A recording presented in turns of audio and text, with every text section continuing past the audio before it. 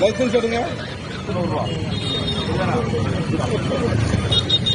Helmet போட்டிருந்த கூட 1000 ரூபாய் ஃபைன் அடிக்காங்க. ஹெல்மெட் போட்டிருந்த ஆமா 1000 ரூபாய் ஃபைன் அடிக்காங்க. அது கூட என்ன அக்டோபர் 26ஆம் தேதி போக்குவரத்து விதி மீறலுக்கான புதிய அபராதம் விதிக்கும் புதிய மோட்டார் வாகன சட்டம் அமலுக்கு வந்துச்சு.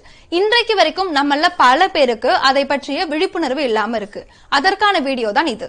காப்பீடு செய்யாத வாகனம், அதாவது இன்சூரன்ஸ் இல்லாத வாகனத்தை பயன்படுத்தினால் 4000 ரூபாய் அபராதம். அதே மாதிரி செல்போன் பேசிக்கிட்டே வாகனம் ஓட்டணும் அப்படின்னா 10,000 ரூபாய் அபராதம். வாகன பந்தயம், ரேசிங் இது மாதிரி விஷயங்கள் பண்ணணும் அப்படின்னா 10,000 ரூபாய் அபராதம்.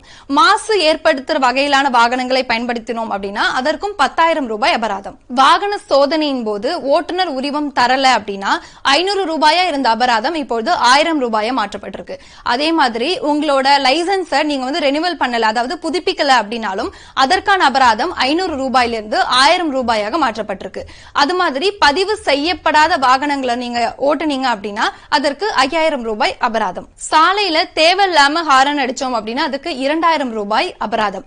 அதே மாதிரி தீயணைப்பு வாகனங்கள், ஆம்புலன்ஸ் இதற்கெல்லாம் வழிவிடல அப்படின்னாலோ இல்ல அவங்களை டிஸ்டர்ப் பண்ற மாதிரியான செயல்களில் ஈடுபட்டாலோ 10,000 ரூபாய் அபராதம். இருசக்கர வாகனத்துல போறப்போ முன்னாடி இருக்கிறவங்களும் பின்னாடி உட்கார்ந்து செல்பவர்களும் கண்டிப்பா ஹெல்மெட் அணிஞ்சு போகணும். அப்படி இல்ல அப்படின்னா 2 பேருக்கும் தனித்தனியா 500 ரூபாய் அபராதம் விதிக்கப்படும்.